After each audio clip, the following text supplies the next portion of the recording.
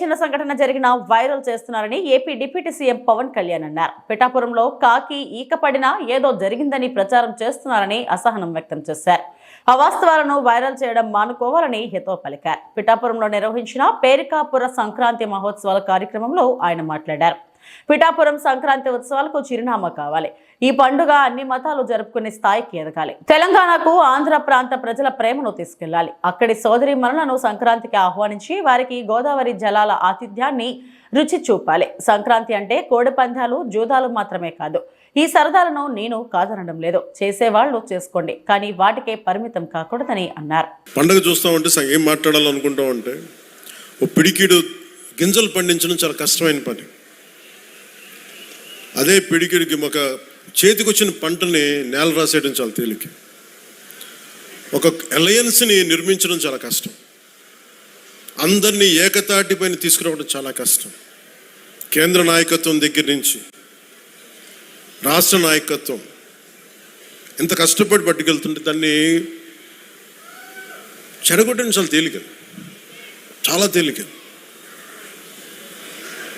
సంక్రాంతి మనం చెప్తుంది ఏంటంటే ఒక చేతికి ఒక కష్టపడి సంవత్సరం ఒక 6 నెలలు కష్టపడి 4 నెలలు కష్టపడి పంట చేతికి వస్తే ఆనందం తాలూకు నిదర్శనమే సంక్రాంతి పండుగ.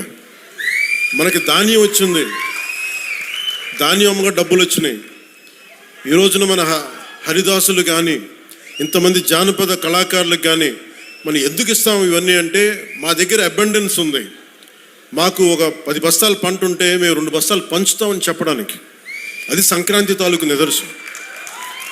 అంటే అలాగా మీరు ఇందాక మంత్రివర్యులు నారాయణ గారు చెప్తా ఉన్నారు. ఇంకా ప్రపంచంలో ఏ నియోజకవర్గం ఇంకెక్కడా రాదు అండ్ ఏది జరుగు ఇక్కడ కొబ్బరాకు పడ్డా కానీ పిఠాపురంలో చాలా దారుణం జరిగిపోయింది. ఒక తాటాకు అక్కడ ఉన్న తాటాకు ఊడిపడిపోతే అమ్మా చాలా దారుణం జరిగింది. మరి